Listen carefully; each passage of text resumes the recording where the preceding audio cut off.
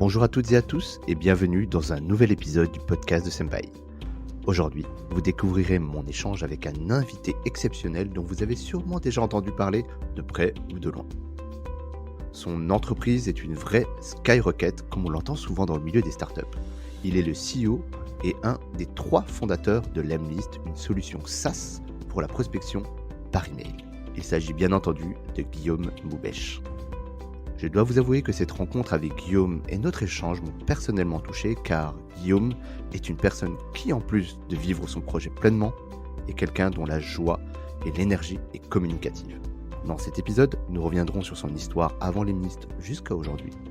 Et Guillaume prendra le temps de nous expliquer la philosophie qu'il insuffle avec ses associés dans ce projet et les valeurs qu'il diffuse à ses équipes. Il y en a pour tout le monde, que vous soyez start-up, TPE ou PME, néophyte ou expert en prospection. Guillaume nous partage ses conseils et les erreurs à ne pas commettre. Des retours concrets et applicables tout de suite après ce podcast. J'en ai profité également pour revenir sur l'événement de ce début d'année 2021 qui a fait tant couler d'encre, à savoir comment Lemlist est arrivé à refuser une proposition d'investissement de 30 millions de dollars par un fonds d'investissement. Guillaume nous dit tout.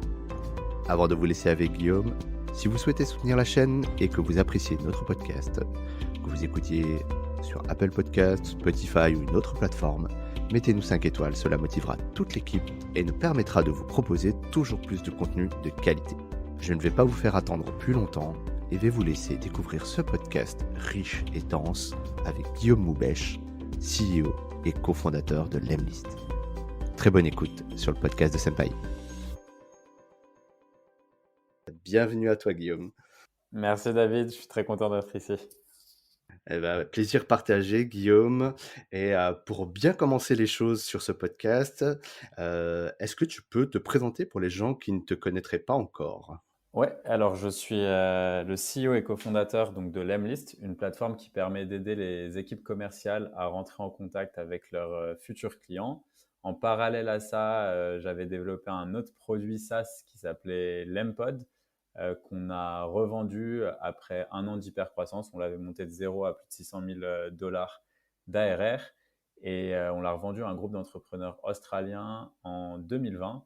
Et Lemlist, pour la petite histoire, s'est lancé en 2018. On a plus de 10 000 clients avec une grosse majorité aux États-Unis, croissance à 2 chiffres mensuels et on fait plus de 5 millions d'ARR en moins de 3 ans. Une belle croissance et j'ai envie de dire presque un cas d'école d'une grosse réussite à la française. Et bravo en tout cas pour le succès que nous on vous souhaite le plus long possible. En tout cas, on vous suit nous chez Senpai depuis un bout de temps. Et justement, moi j'avais une question pour toi. D'où vient le nom de ton entreprise en fait? C'est une bonne question. Alors, la vraie histoire, c'est qu'à la base, donc moi, mes deux associés, Vianney et François, c'est vraiment des génies de la tech. Mais quand il s'agit de business et de marketing, faut pas trop leur en parler. Donc, en fait, au tout début, je voulais brainstormer un petit peu avec eux sur le nom et ils m'ont dit, bah, tu sais quoi, Guillaume, tu t'en charges. Donc, du Ah oui, coup, t'ont laissé le bébé. ouais, c'est ça. Ils m'ont dit, de toute façon, le nom, on s'en fout. C'est pas ce qui fait un produit. Donc, j'étais là, OK. Donc, en gros, je voulais un nom avec, en 2 syllabes et où le domaine .com était dispo.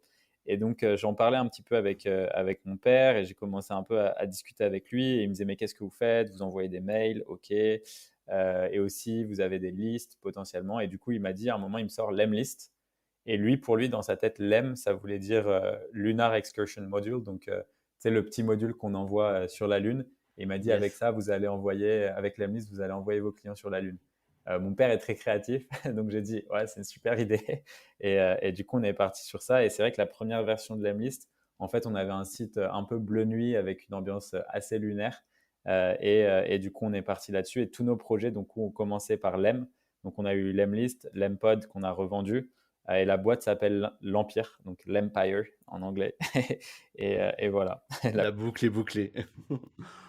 Ah, c'est canon ce nom et il reste vraiment, c'est super simple à retenir. Donc chapeau à ton père pour la trouvaille. Et en Il va plus, ça se demander lit des très bien. royalties bientôt. Ah. Et il aurait raison, il gagnerait pas mal. Et du coup, tu t'en as parlé un petit peu au tout début. Donc, quand on va un petit peu sur le site de Lemlist, on regarde un petit peu les keywords qu'il y a, qui s'affichent. Donc, on voit le terme cold mailing. Alors, pour les gens qui savent pas trop ce que c'est, qui sont pas forcément du milieu dans le B2B, par exemple, est-ce que tu peux rapidement revenir sur cette définition peut-être?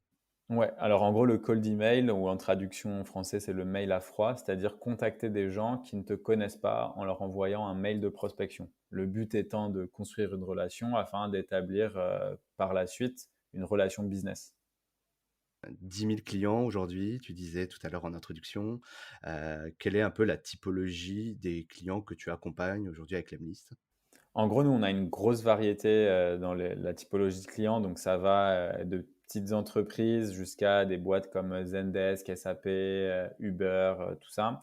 Mais j'avoue que là où on préfère être très, très focus, c'est plutôt sur les startups, scale-up, PME, quoi.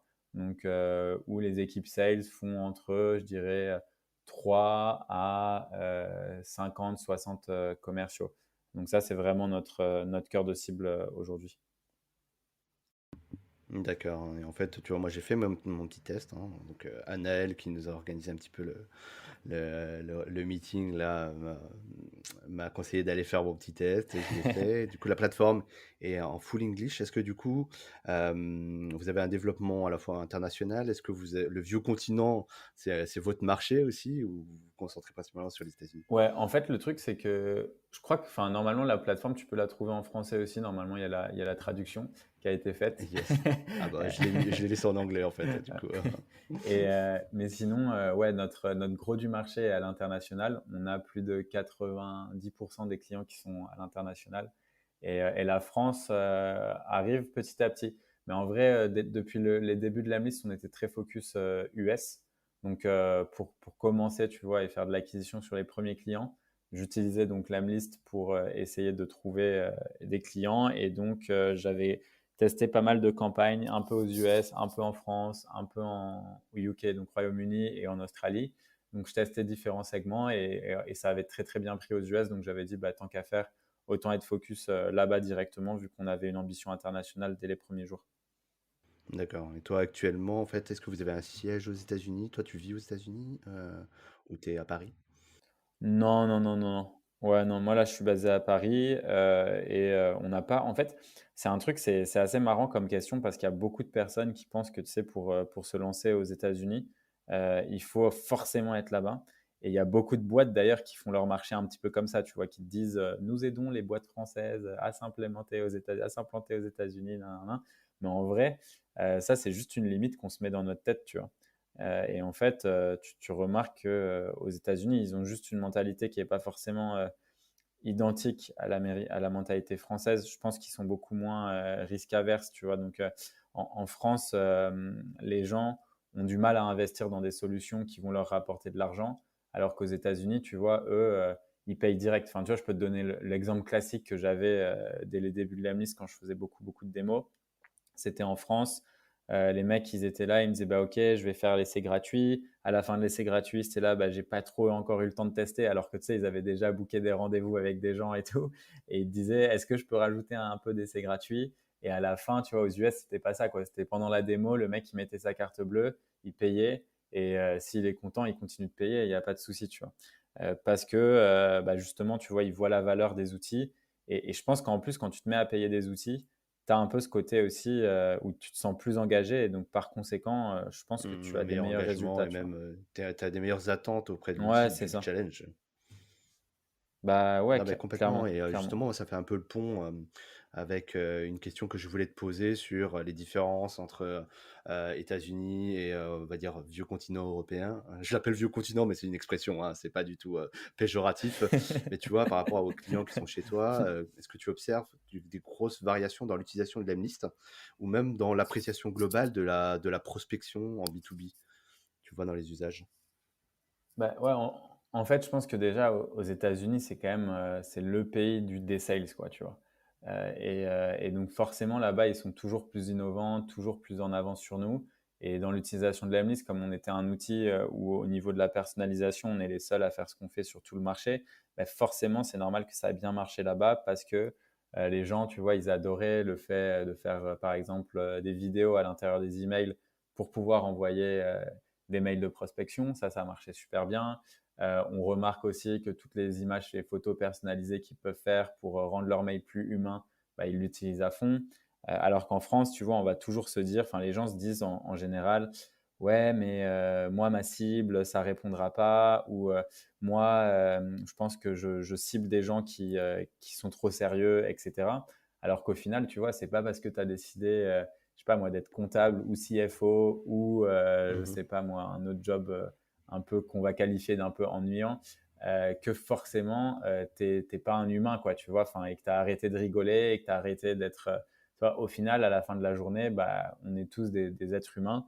Et la vente, comme le principe même de la vente, c'est la création de relations, bah, en fait, plus tu vas rajouter des éléments qui vont te faire, qui vont t'aider à créer des relations, plus ta prospection sera efficace, et ce, Ah peu bah, importe très ta clair, et cible, moi en je suis fait. assez raccord avec ce que tu racontes dans ce discours-là. La personnalisation, tout le monde a ce mot un peu à la bouche et toutes les solutions ben, proposent leur alternative miraculeuse. Et justement, toi, quand tu as lancé l'Emlist, en tout cas avec tes associés François et Vianney, euh, c'était quoi un peu le paysage? Parce qu'il y a des outils, alors peut-être pas qui fassent exactement ce que tu fais aujourd'hui chez l'Emlist, mais tu pouvais quand même faire des petites choses à gauche, bootstrapper un petit peu. Ouais. Comment c'était venu l'idée et qu'est-ce que tu apportais en plus et comment tu as été perçu du coup quand tu as lancé l'Emlist? Les gens, comment ils l'ont accueilli?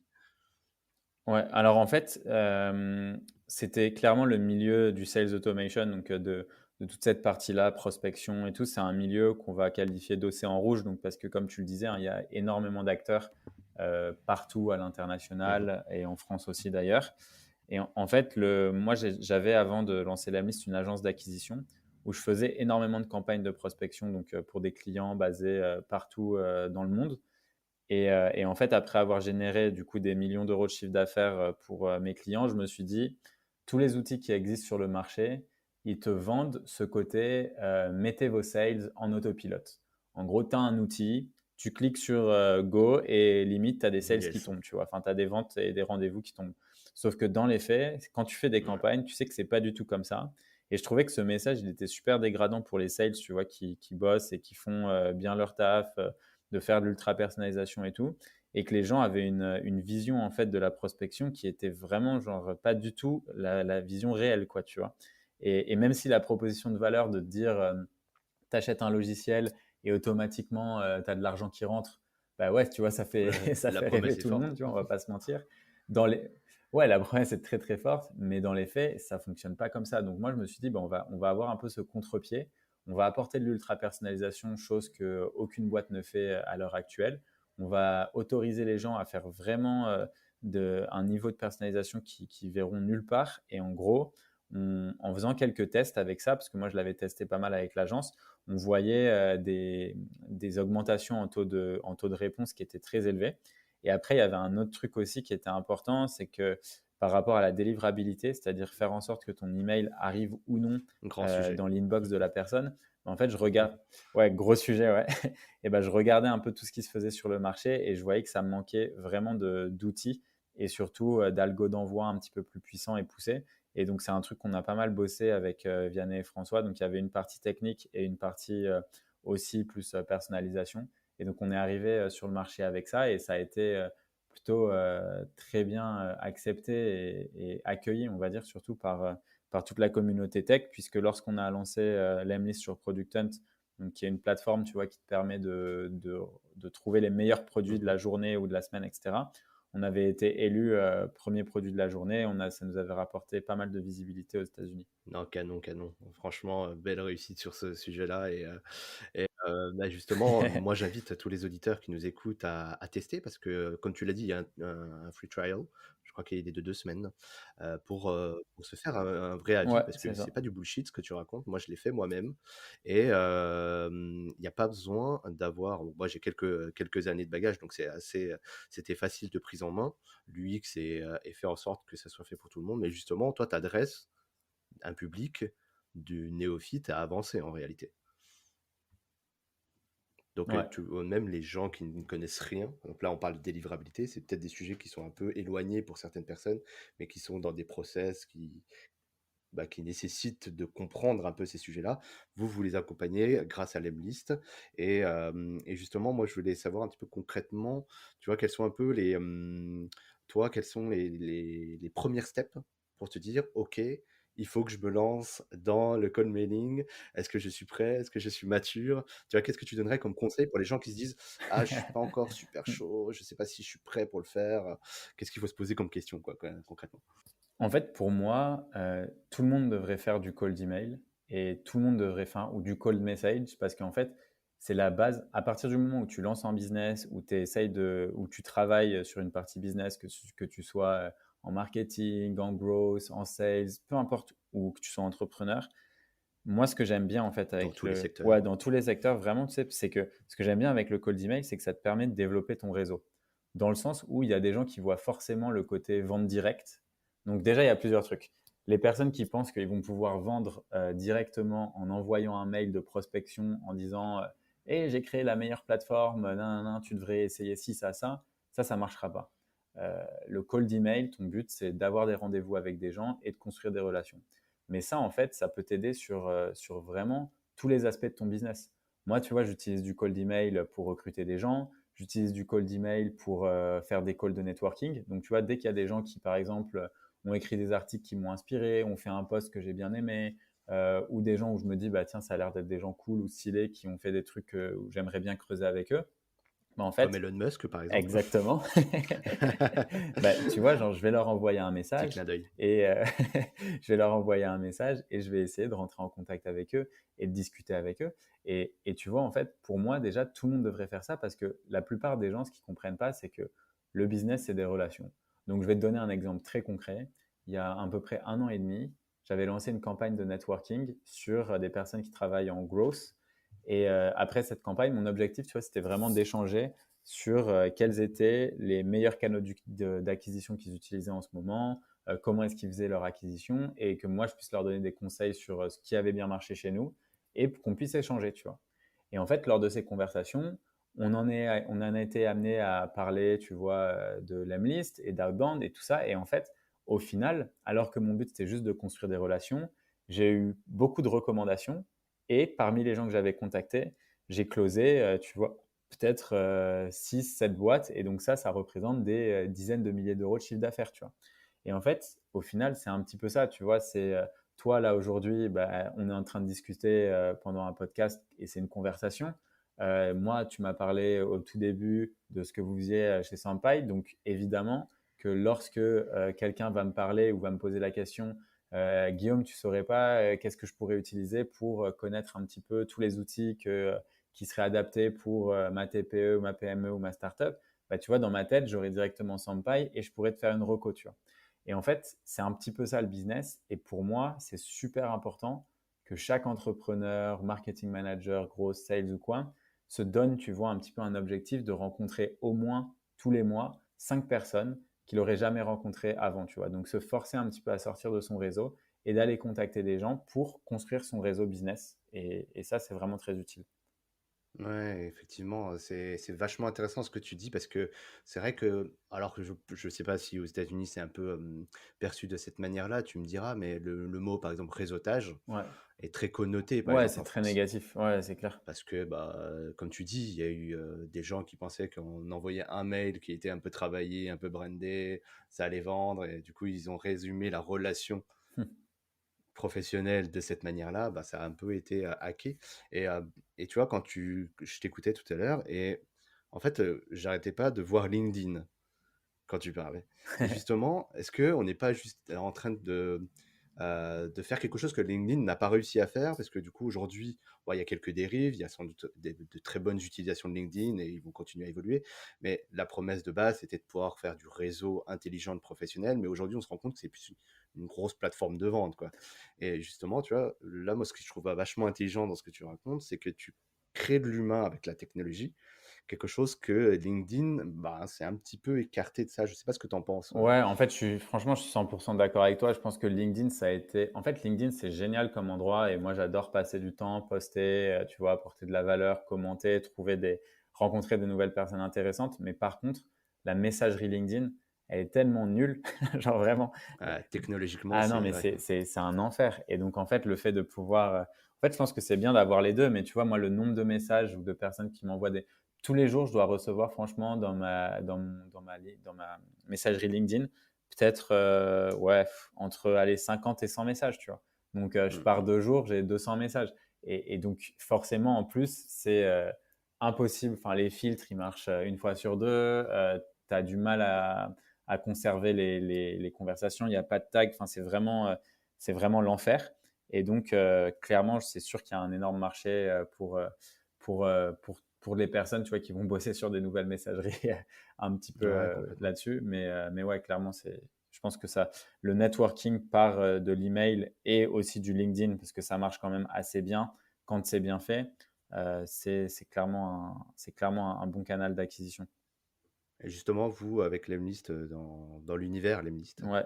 comment, tu l'intègres ça? Est-ce que vous avez, du coup des connecteurs avec LinkedIn, notamment pour, justement récupérer tes datas? On a de la prospection multichannel, donc en fait, tu peux depuis LinkedIn, on a une extension Chrome qui va te permettre de prendre toutes les infos d'un profil, les envoyer dans ta campagne, enrichir, donc retrouver les emails grâce à un outil d'enrichissement comme Drop Contact, et ensuite, par la suite, faire ta campagne multichannel. Donc par exemple, étape 1, envoyer une demande de connexion, étape 2, envoyer un email, étape 3, un autre email, étape 4, un message sur LinkedIn. Étape 5, faire une tâche pour un call. Et en fait, quand tu commences à faire ça et quand tu commences à faire de la prospection multichannel, tu es inarrêtable parce que franchement, en fait, le truc, c'est que tu as des gens qui aiment beaucoup LinkedIn. Tu as des gens, par exemple, quand ils reçoivent 10 messages par jour, c'est déjà énorme. Et donc, eux, forcément, bah, c'est cool de les contacter sur LinkedIn parce qu'ils vont te répondre. Mais après, tu as des gens, par exemple, qui adorent l'email et qui détestent LinkedIn. Et donc, eux, bah, tu vois, tu as plus de chances d'avoir une réponse de leur part par email et ainsi de suite. Et donc, le fait d'être multi-channel, bah, ça te permet de maximiser tes chances de réponse et de retour. OK, très clair. Et justement, toi, vis-à-vis de ton regard en tant qu'éditeur, de solutions B2B, est-ce que tu vois un peu des tendances un peu qu'il faut regarder? Donc, on comprend que LinkedIn et le cold mailing, c'est, on va dire, des outils assez forts et puissants si on les utilise bien. Et tu as peut-être des petits tips là, des choses que tu as observées un peu? Ouais, en fait, je pense que ce que je vois aujourd'hui, c'est qu'on a trop, en fait, que les gens, tu sais, il y a quelques années dans l'univers startup, c'était devenu vachement à la mode de parler d'intelligence artificielle, d'automatisation, de Ouais. machine learning, tout ça. Dans les faits, ça marche pas en fait. Aujourd'hui, ça reste un domaine qui est ultra compliqué. Remplacer un humain, on en est quand même très loin. Et quand tu fais de la vente et de la prospection, il y a un côté où je sais qu'il y a beaucoup de gens qui rêvent de tout ça, que tout soit en autopilote, mais c'est pas le cas. Et donc, comme les gens ont la pression de devoir faire du volume, tout ça, en fait, on se retrouve avec énormément de messages qui sont juste des messages de spam parce qu'il n'y a pas de ciblage, il n'y a pas de qualification, il n'y a pas de personnalisation. Et ça, tu vois, le truc, la tendance que je vois aujourd'hui, c'est que tu as 99,9% des gens qui font les choses de façon feignante. Donc, en gros, je vais me dire que je contacte tous les directeurs marketing sur Paris et je leur envoie tous le même message en disant Hey, j'ai vu que tu étais directeur marketing. Et ça, c'est nul, ça ne marchera pas. Mmh. Et tu as ceux qui On en reçoit tous, hein. Bah ouais, non, mais c'est clair, tu vois. Et tu as ceux, tu vois, qui vont se démarquer, qui vont faire l'effort de vraiment se dire, bah, par exemple, tu vois, ils vont t'écrire Hello David, j'ai écouté ton dernier épisode de Senpai avec Guillaume, j'ai bien aimé quand vous parliez de ci, ça. Et boum, là, tu vois, d'un coup, quand tu lis cette phrase, bah, en fait, tu vois que la personne a fait l'effort déjà de savoir qui tu étais, ce que tu faisais. Tu commences par un petit peu un compliment. Bah, en vrai, c'est la base pour créer une bonne relation.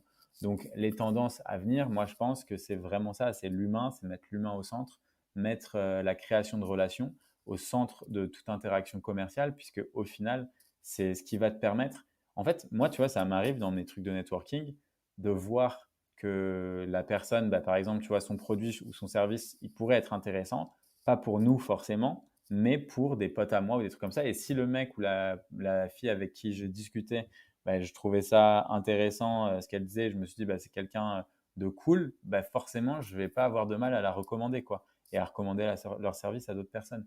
Et en fait, on oublie vraiment trop le pouvoir de la recommandation, le pouvoir de la relation. Et ça, c'est un truc qui est dommage parce qu'en fait, au final, c'est l'essence du business. Donc, parfois, tu vois, c'est vrai que c'est un peu ce retour aux sources qui te permet, toi, de te démarquer et d'être différent de ce que 99% des gens font, quoi. Ouais, je te rejoins aussi sur ce point-là. La technologie, elle doit pas prendre le pas. C'est un peu l'innovation, elle peut pas remplacer les humains. De toute façon, tant que les humains parleront à des humains, ça fonctionnera. Mais les machines qui parlent à des humains aujourd'hui, c'est compliqué, hein. Ouais, c'est clair. Bah, tu peux le voir rien qu'avec les bots, hein.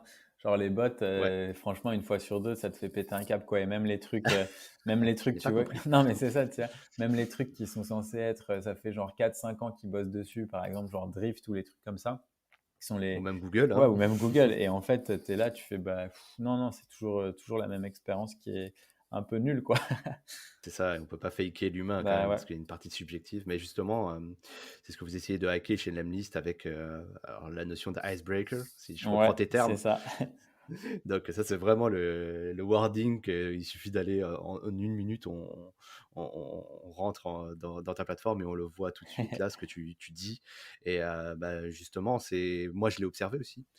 Et je pense que toi encore à une échelle encore plus astronomique, mais ouais, c'est vraiment ben, à la fois une catastrophe en termes de relations, mais après bon, il y a aussi l'impact un peu écologique parce que derrière tous ces mails qui ne sont pas lus et qui sont juste mis en spam ou à la corbeille, c'est vraiment catastrophique ça. Ouais, c'est Donc clair. rien que pour ça, bah, consommer intelligent, j'ai envie de dire. Du coup, c'est l'équilibre entre le volume et l'efficacité. C'est un peu ce que tu dis là aujourd'hui. Deux poids, deux mesures, quoi. Donc super intéressant d'avoir eu ton avis là-dessus. Et justement, pour en revenir peut-être à ton outil, est-ce que du coup, tu vois, souvent quand les gens ils viennent te voir, ils viennent voir tes équipes commerciales, ils ont déjà peut-être des outils existants et même des suites d'outils. Moi, je me demandais en fait comment toi tu t'inclus technologiquement ou même dans les process de prospection dans des environnements où il y a déjà de l'existant. Est-ce que du coup, faut tout remplacer, même si j'ai, pour les citer eux, un HubSpot ou si j'ai une solution proche en mode CRM B2B, est-ce qu'il faut que je lâche tout pour un Lemlist, par exemple? Non, en fait, toute la partie CRM, nous, c'est des partenaires. Donc, tu vois, on est partenaire chez HubSpot, chez Salesforce, chez Pipedrive. L'objectif, en fait, c'est que Lemlist, c'est vraiment l'outil des commerciaux, quoi. Donc, c'est focalisé pour aider les commerciaux à avoir plus de rendez-vous et faire leur prospection multichannel, du coup. Et ensuite, toutes les informations, elles remontent dans le CRM, puisque tu vois, le CRM, c'est la source de vérité de la donnée. Donc, c'est super important que tout remonte et que tout puisse remonter au niveau du contact pour savoir exactement quels ont été les messages envoyés, à quel moment, etc. Yes, complètement. Ouais, ma question était un petit peu orientée, hein. Du coup, c'était justement pour, je pense qu'il y a des gens qui, quand ils regardent un petit peu ces outils-là, qui comprennent pas forcément, tu sais, l'organisation des outils parce tout le monde fait un peu tout. Ouais, c'est vrai. Est-ce que tu fais c'est bien? Bah, on sait pas trop comment classer les outils. Donc, du coup, merci pour l'explication. Et justement, voilà, en plus, ce qui est assez cool sur la plateforme, c'est le côté un petit peu très, très friendly, je trouve. C'est pensé pour les utilisateurs. Et là, moi, j'étais déjà côté éditeur et je peux te dire que j'ai vu des choses qui rebuteraient les plus acharnés. Et en fait, ça, c'est assez cool. Et c'est pour ça que je réinvite les auditeurs à aller tester la liste, même s'ils sont, voilà, par curiosité, juste pour leur culture, même d'aller voir parce que c'est hyper intéressant. Ouais, on a investi beaucoup dans l'expérience utilisateur et dans l'interface. Canon, canon en tout cas. On va te jumper un petit peu sur le sujet de l'aventure Lemlist, si tu veux bien, Guillaume, Ouais, avec plaisir. et peut-être parler des projets futurs, peut-être de Lemlist. Comment tu vois, en termes d'internationalisation et dans les prochaines années, tu vois ton produit évoluer, ton marché que tu vas adresser évoluer. Voilà, grosso modo, dans 5 10 ans, qu'est-ce que sera Lemlist? Ah, ça, c'est la question à 100 milliards, ça. À 100 milliards, ouais. Allez, les enchères sont lancées. C'est ça. Alors, en fait, si tu veux, là où j'ai remarqué qu'il y avait un énorme gap dans le marché, c'était plus sur la partie comment est-ce qu'on fait, tu vois. C'est-à-dire qu'il y a plein d'outils qui sont vraiment cool, mais ça manque un petit peu d'éducation.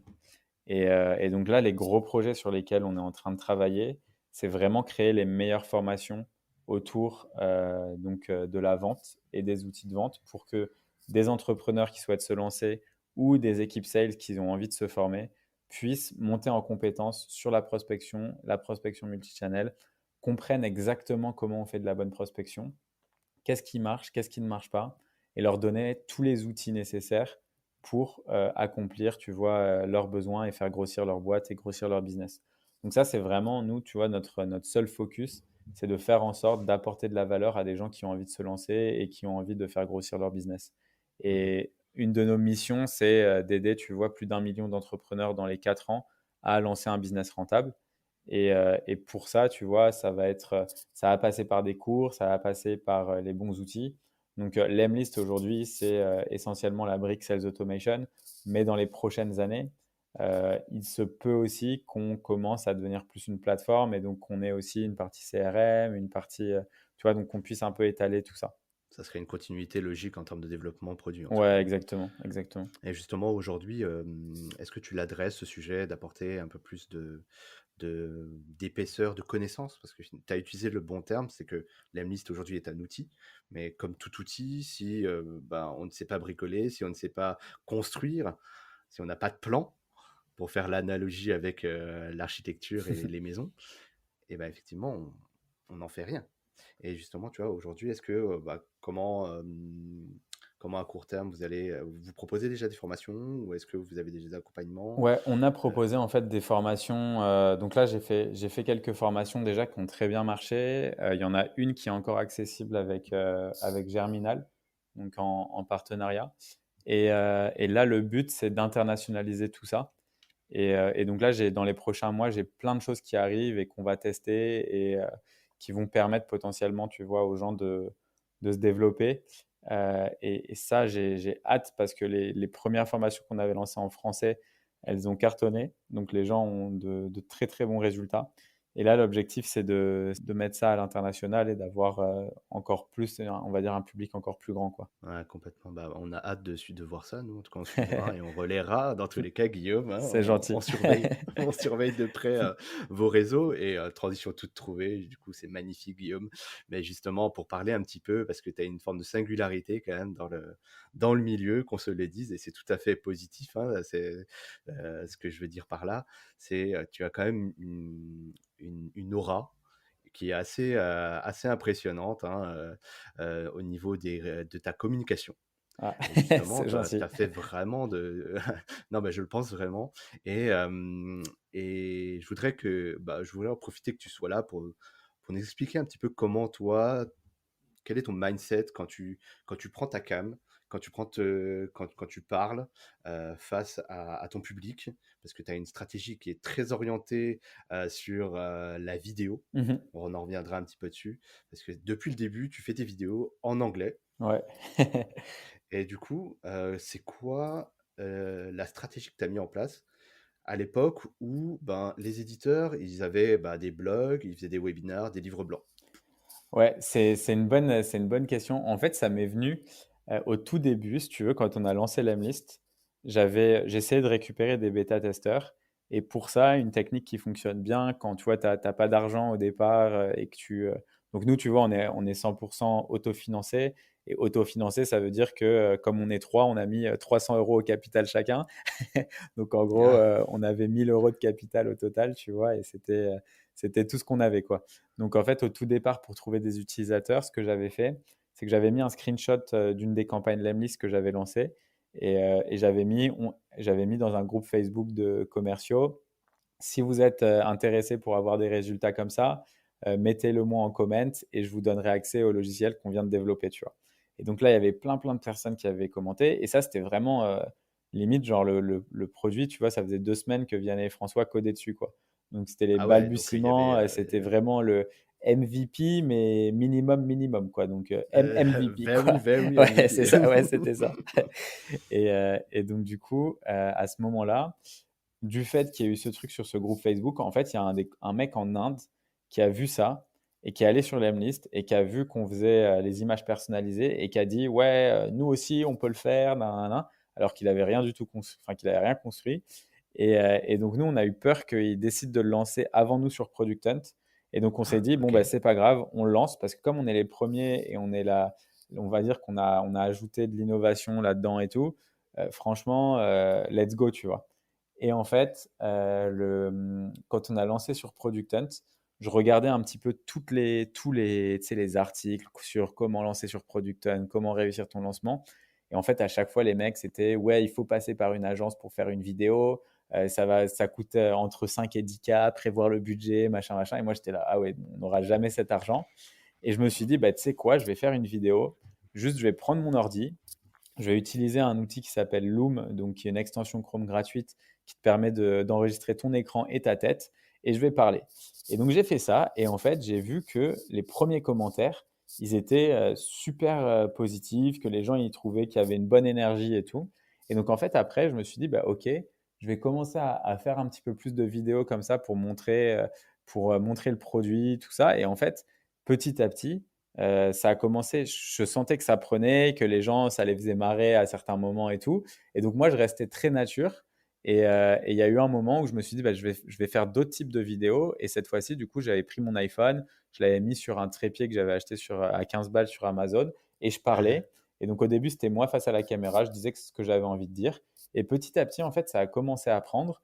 Et donc bon, évidemment, hein, les premières vidéos, elles étaient nulles. Genre, j'avais peut-être un like de ma copine de l'époque. Ah bah, on est Et loin de là, hein. ouais, c'est ça. Mais après, tu vois, petit à petit, ça a commencé un petit peu à s'améliorer. Et en fait, comme je voyais que ça prenait bien et que j'arrivais à connecter de façon beaucoup plus émotionnelle avec des gens à plus grande échelle grâce à la vidéo, on a commencé à investir. Et là, maintenant, on a un pôle vidéo au sein de l'Amlist et on a une structure qui a quand même vachement évolué en quelques années. Et c'est vrai que c'est très cool parce que je trouve qu'il y a ce côté.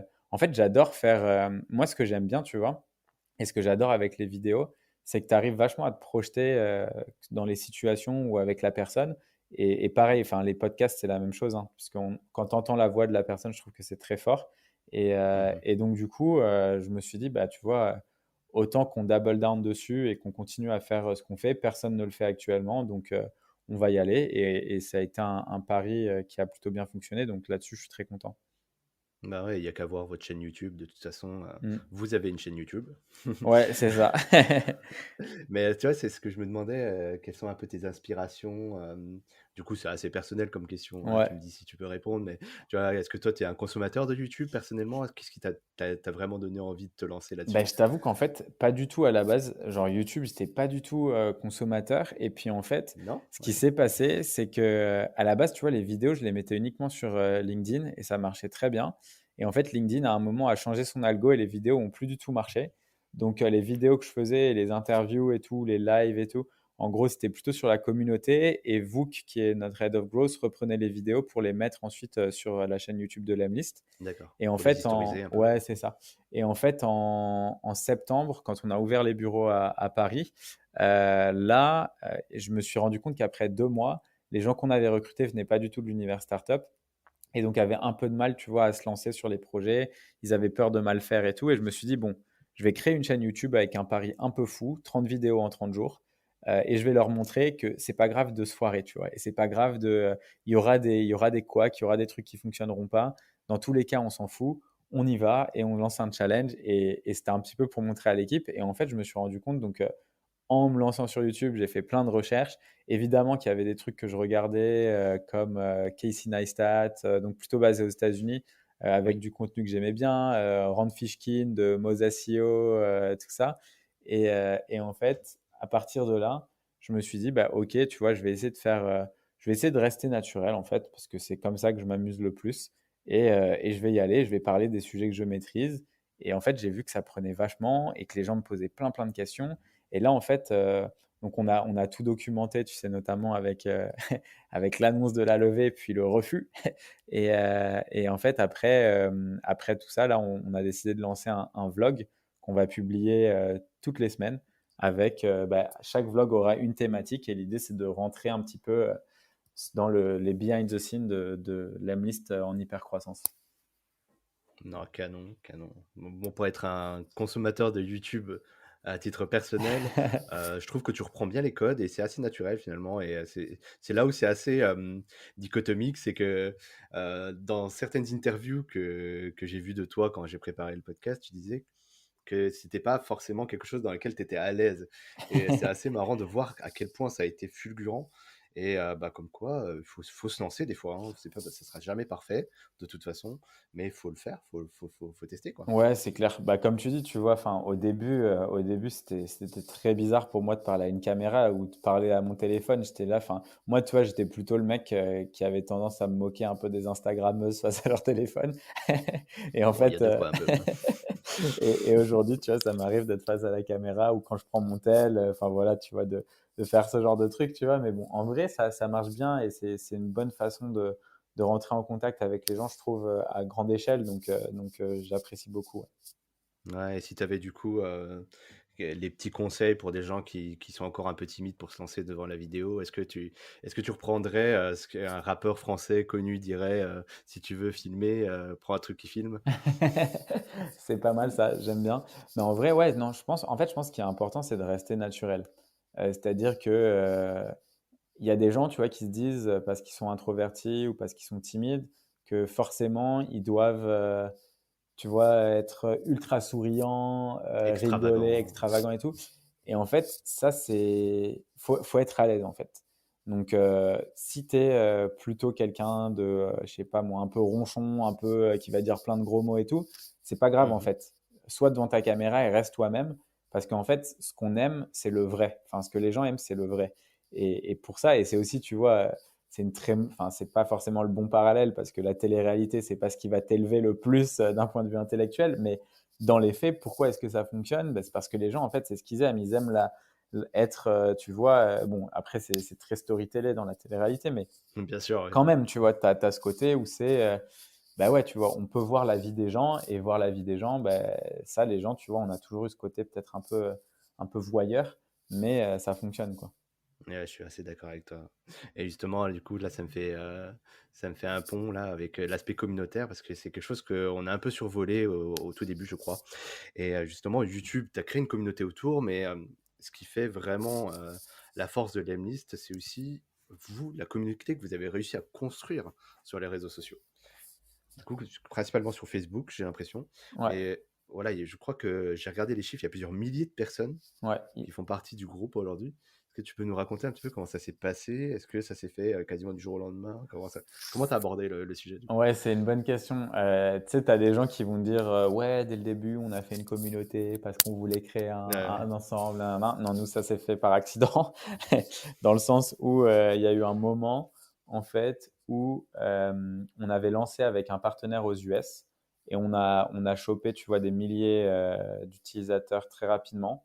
Et en fait, comme j'étais le seul à m'occuper de la partie, customer support, donc échange avec les clients dans le chat et tout, ben, en fait, au bout d'un moment, c'était juste intenable, vu qu'on était que 3 dans la mmh. boîte, tu vois.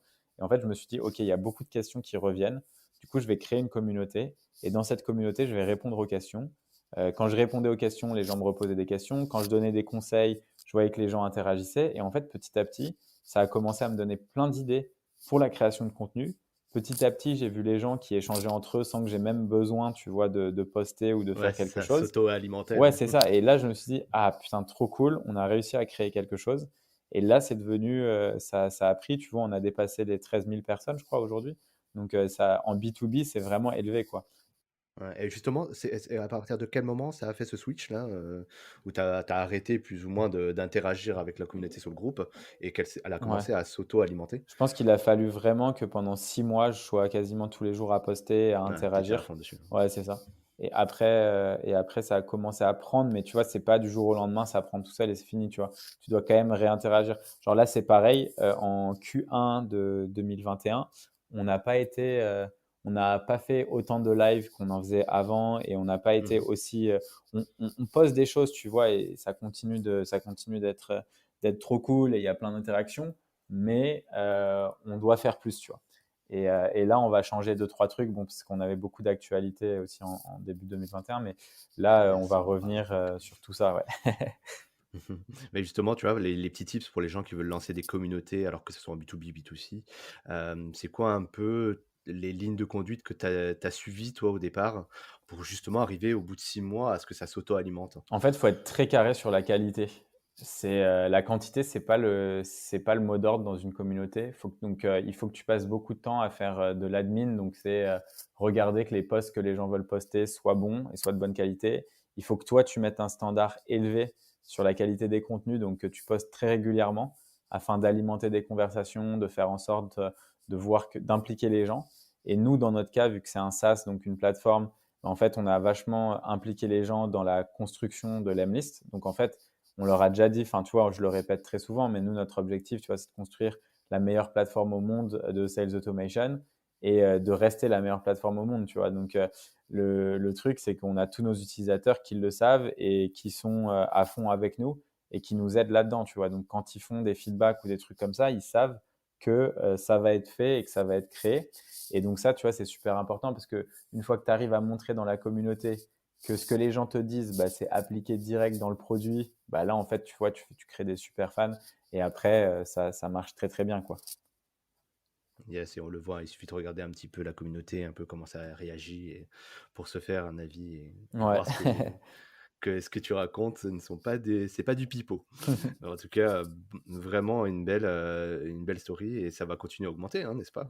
Ouais, on espère. Yes, et du coup, Guillaume, tu parlais tout à l'heure d'actualité, 2021. Là, forcément, je peux pas, ne pas te poser la question. On est en mars 2021, là, on enregistre le podcast. Justement, début du mois, on voit ta tête partout. On voit ton visage partout, sur les réseaux, dans les médias. Est-ce que tu peux revenir sur cette actualité qui a fait, bah, on peut le dire, le buzz, hein, le ramdam, comme on dirait en France, sur justement l'Emlist et cette fameuse levée de fonds que vous avez refusée, mais qui a été un vrai sujet parce que finalement, dans un contexte d'écosystème startup où on valorise les levées de fonds systématiquement, vous faites le contre-pied. Vous avez une grosse valo, vous avez des propositions, mais vous dites non. Ouais. Alors, en fait, si tu veux, quand on a lancé l'Emlist, je me rappellerai toujours de ce moment où j'étais en train de parler avec un pote et il me dit, ça faisait longtemps que je l'avais pas vu, donc il me demande ce que je suis en train de faire, où j'en suis dans ma vie. Et là, je lui dis, j'ai lancé une startup. Sa première question, c'est combien d'argent t'as levé? Et là, je lui dis, bah non, on n'a pas reçu d'argent d'investisseur. Et il me dit, ah bah dans ce cas-là, t'as pas de startup. Et en fait, comme tu le disais, tu vois, tu as ce côté où en gros, la réussite d'une startup aujourd'hui, elle est liée forcément à sa levée, vu que c'est que ce qu'on Yes. voit dans les médias. Donc en fait, je me suis dit, OK, il y a deux choses. Un, personnellement, je suis pas contre la levée parce que je pense que justement, enfin, que pour certains business models, c'est très utile de devoir lever des fonds. Donc à l'époque, je m'étais un petit peu lancé là-dedans, donc dans les premières semaines de l'Emlist, et je m'étais pris plein de refus, donc des investisseurs qui me disaient bah ouais, on ne s'est pas quitté, on ne te connaît pas toi ni tes cofondateurs. De toute façon, vous êtes dans un marché tellement saturé que vous n'y arriverez jamais. Et en fait, après ça, j'ai reçu un message d'un de nos clients qui m'avait dit bah, merci Guillaume, je viens de signer mon premier contrat à 20K, donc 20 000 dollars. Ça me permet de recruter la première personne dans l'agence. Trop content. Je te remercie encore pour l'aide que tu m'as donnée pour lancer mes campagnes. Et à ce moment-là, je m'étais dit, putain, mais en fait, qu'est-ce que je me fais chier à aller essayer de lever des fonds alors qu'en vrai, c'est ce genre de sentiment, tu vois, d'avoir aidé les gens qui me rend le plus heureux, tu vois, et qui est la raison Yes. même pour laquelle j'ai lancé l'Amlist. Donc j'ai décidé d'être full focus là-dessus, mais plus le temps passait et plus c'est vrai que parfois c'est un peu frustrant de voir que les médias ne parlent uniquement de la levée comme étant le facteur de succès. Donc je me suis dit, OK, globalement, il y a des boîtes qui ont besoin de lever et c'est important que les gens sachent comment est-ce qu'il faut faire pour lever. Donc je me suis dit, on va annoncer publiquement une levée de fonds, on va tout documenter et si on a des offres, bah en fait, on refusera pour leur montrer qu'on peut aussi être une startup en hyper croissance et à succès sans avoir besoin de lever. Et donc là, on annonce publiquement qu'on lève 20 millions. Je commence à avoir plein de contacts, enfin des VC qui m'écrivent dans tous les sens et tout.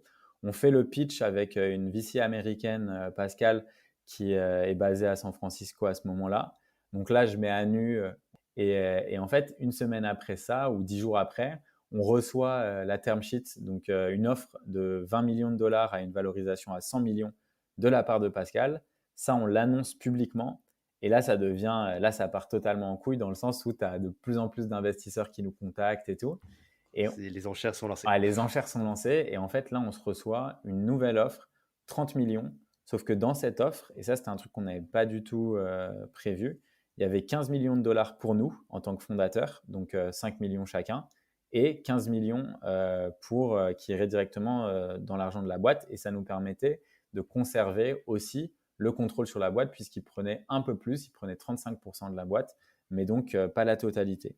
Et donc, à ce moment-là, je t'avoue que c'est la grosse question parce que tu vois, à la base, on s'était dit, quand tu lèves de l'argent, pour donner un peu plus de contexte peut-être aux auditeurs, quand tu lèves de l'argent avec des fonds d'investissement, donc VC, capital risque, en fait, l'idée, c'est que l'argent qu'ils te donnent va directement sur le compte en banque de la boîte. Parce que l'objectif pour eux, c'est que tu utilises cet argent pour faire grossir ta boîte le plus vite possible. Sauf que là, en fait, on a eu la proposition venait d'un fonds de private equity. Et eux, leur objectif, tu vois, c'est de rentrer au capital mais avec un peu plus de parts. Et clairement, eux, leur objectif et ce qu'ils savaient comment se différencier donc des VC, c'est donner beaucoup d'argent aux fondateurs eux-mêmes, tu vois.